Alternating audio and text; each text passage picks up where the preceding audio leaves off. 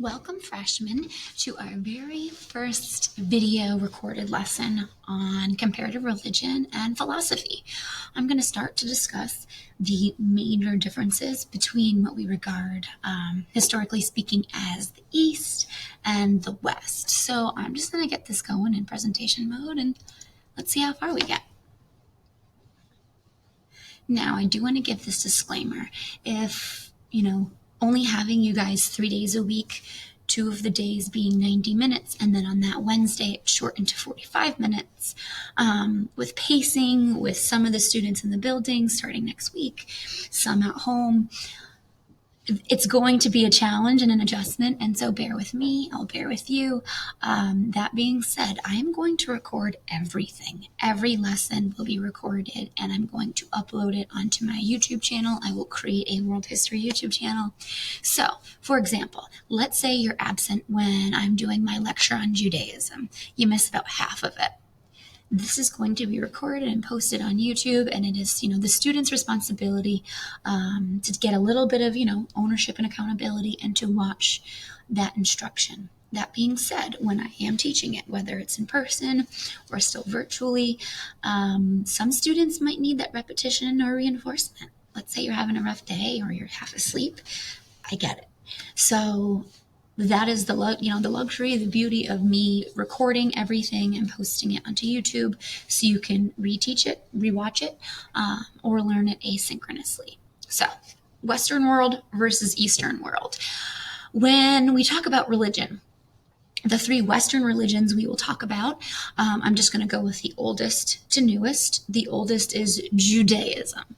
Okay, Judaism. I know it's convenient for us in America to use our, Americanization and call it Judaism, but the correct pronunciation is Judaism. And I made sure to consult with some of my Jewish friends on that, as that's how I learned it in school, Judaism. But actually, since coming here and a majority of the social studies teachers pronounce it Judaism, I thought to myself, oh, am I wrong here? And so, no, the correct pronunciation is Judaism. If you want to Americanize it and call it Judaism, that's your prerogative. So, Western religion, Judaism, Christianity, Islam. Okay, that's the Western world. Now you might be thinking, wait a minute, Islam's predominantly, right, in some parts of the Middle East, parts of Africa. Wouldn't that be considered the Eastern world? Well, no. And we are going to learn the similarities of Islam to Christianity and Judaism. Okay? They're all Abrahamic faiths, meaning they all stem from Abraham. The Eastern religion we will cover will be Hinduism, Confucianism, the teachings of Confucius, and Buddhism. So what are some of the examples, the major differences between Western and Eastern culture? You guys will have an ethics packet assignment where we're going to explore, or compare the ancient Egyptians, which would be considered Eastern, to the early Hebrews, right, or the Israelites, Judaism, Western, and we're going to compare and contrast. So in the West, with Judaism, Christianity, and Islam. Predominantly Western society and Western culture, we believe in a dominance over nature. Okay, everything was put on this planet for mankind's use and consumption. Animals, trees, we're cut down the trees, for ships and homes. Animals, right, to feed us so we don't starve. So we believe in a complete dominance over nature if you have that Western belief system, Western philosophy, or Western religion. And we'll learn more about the Hebrews, the Christians, and the early Muslims. All 3 Western religions believe in this dominance over nature. Now, to contrast that, in the East, they don't believe that. They believe in a balance with nature. So they do not believe that everything was put on this planet for mankind's use and consumption. They're far more appreciative, and I guess a little bit more environmentally eco-friendly, which many kids could say, well, isn't China considered the East? And look at all of that. And that's globalization. That's a whole different topic. But we're talking about, historically speaking, the major differences.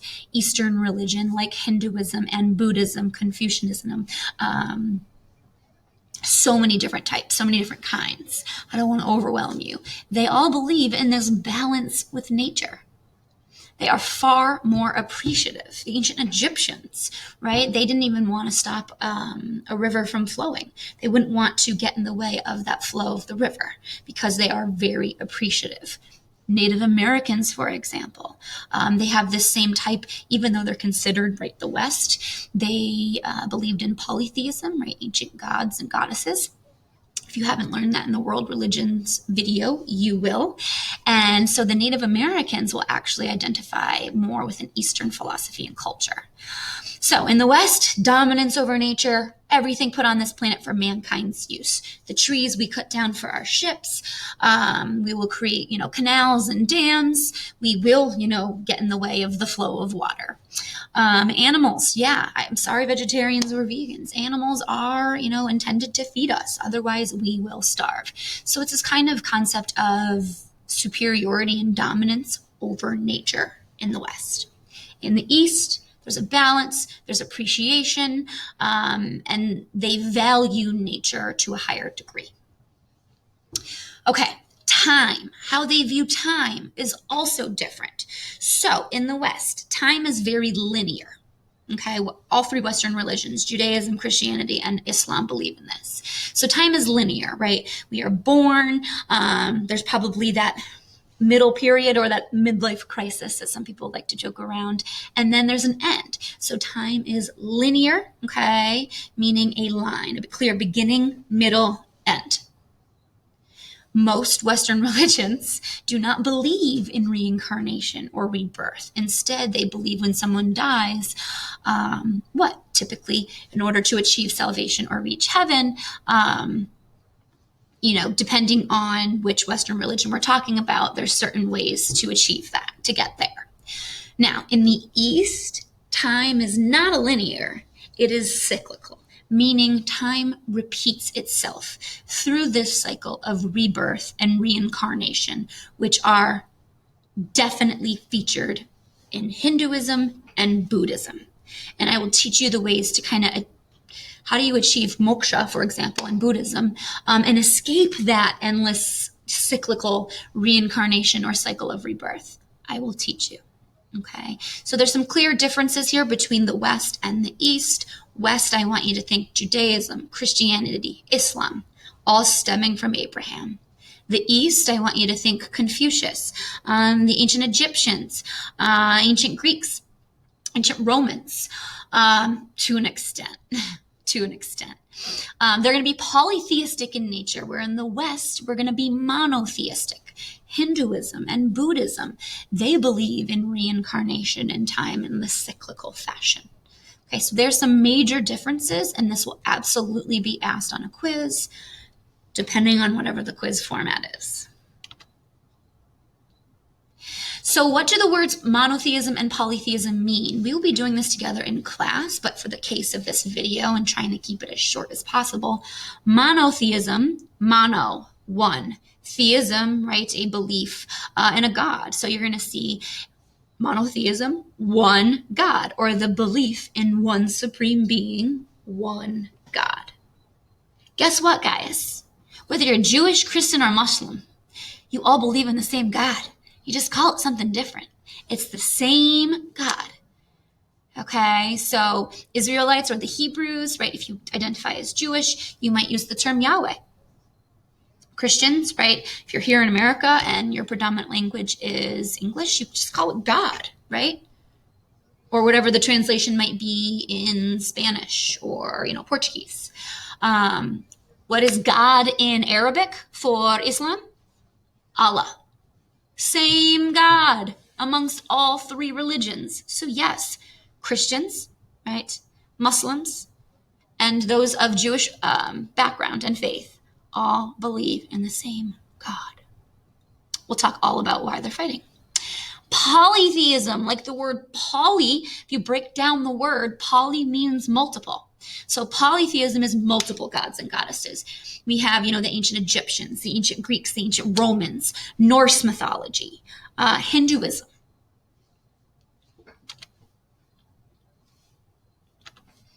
So like I said here, Judaism, Christianity, and Islam all believe in one singular God, okay, one fair, perfect, all-knowing, monotheistic God. And that's going to be like huge in Judaism when this first covenant and monotheism is created. Like I said, what is polytheism? It's the belief in multiple supreme beings, gods or goddesses. This can be found in Hinduism, Confucianism, Greek, Roman, Norse mythology. With the Greeks and Romans, same type of gods, they're just, called something different. So for example, Neptune versus Poseidon. Okay, same god of the sea. Now, in the West, okay, and I'm going to focus on Europe here. In the West, in the Western world, Christianity will absolutely dominate, and I will explain the historical origins, all of it. What will happen is the Roman Empire finally, okay, will adopt Christianity and eventually ban their, Roman polytheistic mythology or faith, right? I kind of have an issue calling it mythology because if you believe in that, it's not a myth. So what will happen is, right, once Rome kind of gets their hands on Christianity, Christianity is going to spread all throughout Europe. And what will happen in the West is that the Christian church is going to grow very powerful and somewhat corrupt. And by the 1500s, there's going to be this age of reformation where, people are going to start challenging the church. Now, why are millions of Europeans going to listen and follow the Christian church? Why? What does religion offer? This is a question on Pear Deck when we do this together. Religion offers spiritual security, the need and the hope for a better world. Okay, when your life is just awful, okay, you're wandering around a desert looking for a home, near death, starving. Religion will offer hope. It's the need and hope for a better world, okay, that your individual life is going to improve. And religion for some folks keeps them together when they're really on the brink or on the edge. You're going to see when the case of the Israelites or the Hebrews, when they're wandering around the desert, trying to make it back home, to Canaan, their home, their faith, their religion, right, is going to help organize them as well. So religion helps and offers spiritual security. That is the most important thing you need to know, spiritual security, the need and hope for a better world. It's not going anywhere. Additionally, religion can unite, but also split some societies as well. We'll talk about that when we talk about the importance of studying religion. So why do we study religion? This is also going to be a quiz question. Again, don't ask me what type of quiz format it is because I haven't created it yet. So I give you guys 4 main reasons we study religion. So what's the importance? Why do we study it? The first, like I kind of hinted at the previous slide, religion can unify society, but it can also split and divide society. I'm going to teach you about divisions throughout history where Catholics and Protestants, Christians and Christians are going to fight and kill each other. Their societies are going to be split over whose interpretation of Christianity is the truest, is the realist. That's what's going to happen. So while religion can help unify a society, I'm going to bring this to my 4th reason, it's easier for a leader or a king to control their kingdom, right, their country, their nation state, when it is unified by religion. So yes, it can unify, but it can also split society. That would be one answer, by the way. Second reason why we're going to study religion is it leads to so many religious wars and conflicts throughout history. It seems silly not to start at first. How can I teach you the Crusades if you don't even know Judaism, Christianity, or Islam? Or perhaps you do know Christianity because you go to CCD and you identify as Roman Catholic. If you have no background on Judaism or Islam, how are you going to know and have a full perspective on the Crusades, these holy wars? And really the current predicament, what's going on in the Middle East today. Parts of the Middle East, they are divided completely by 2 different types of Islam, Sunni and Shiite. or Shia. So it will also split society. So we covered one, we covered two. I jumped around and I covered the last one. It is much easier for a king or a queen, a leader, an emperor, to control their kingdom historically when it is all unified by the same religion. The last reason why we will study it is because religion will encourage the new settlement of new societies. And the best example I can give you, I think it's fresh in your your mind, your memories, is us, right? The Puritans coming over from England to Massachusetts and settling here. They landed in Provincetown first, and then they settled in Plymouth, and they sailed over on the Mayflower, and they created the Mayflower Compact. Why? Why would all these people, round themselves up, get on a boat and sail across the Atlantic in an extremely dangerous time? Because they were suffering persecution in Britain. Okay, Puritans didn't think that the Anglican Church or the Church of England was Protestant or pure enough, hence the name Puritan. And so, they suffered religious persecution in England, and so they will sail across the sea, across the Atlantic, and settle here. So religion will also encourage new settlements of new societies. Quiz question, star this, go back to this, do whatever you got to do.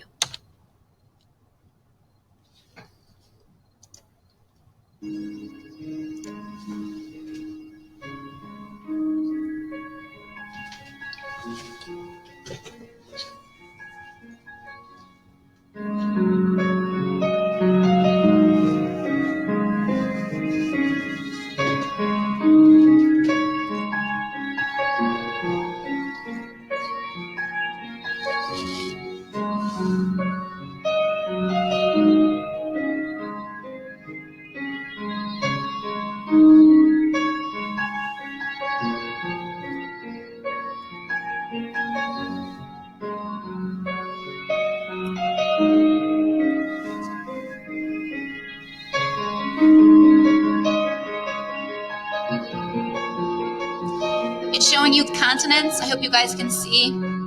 This is the Mediterranean Sea, Africa, Middle East, Europe, Asia.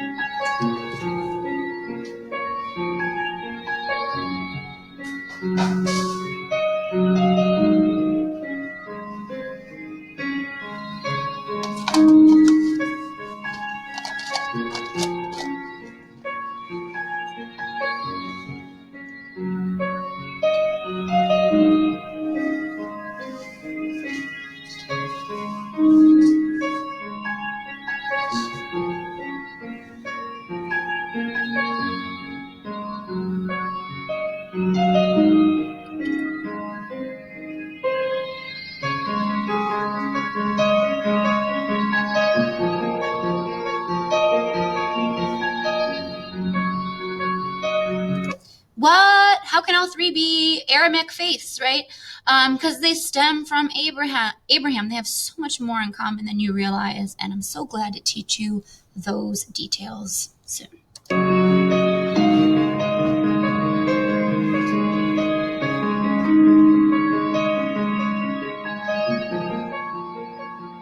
Fastest growing. It's actually down to like 12 to 14.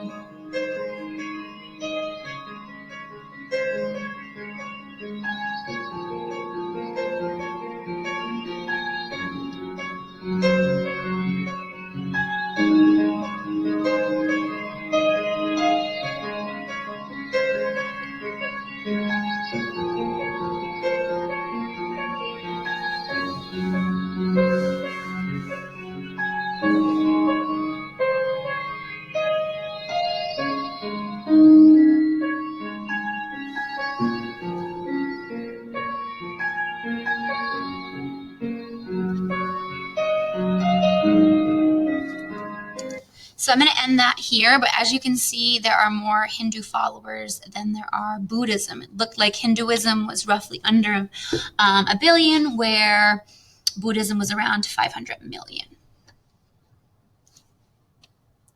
Okay, another infographic that will make more sense once I teach it in front of you guys or virtually. So for the purposes of this video, let's move on. Okay, this is a really important timeline. Study this timeline. I might even ask you guys to create your own timeline. Here is your world religion unit cheat sheet. I am showing you the oldest religion, which is Hinduism. Okay, around 3000 BC or BCE, before Common Era. Then we'll have Judaism with the first covenant, right, with Abraham and Sarah.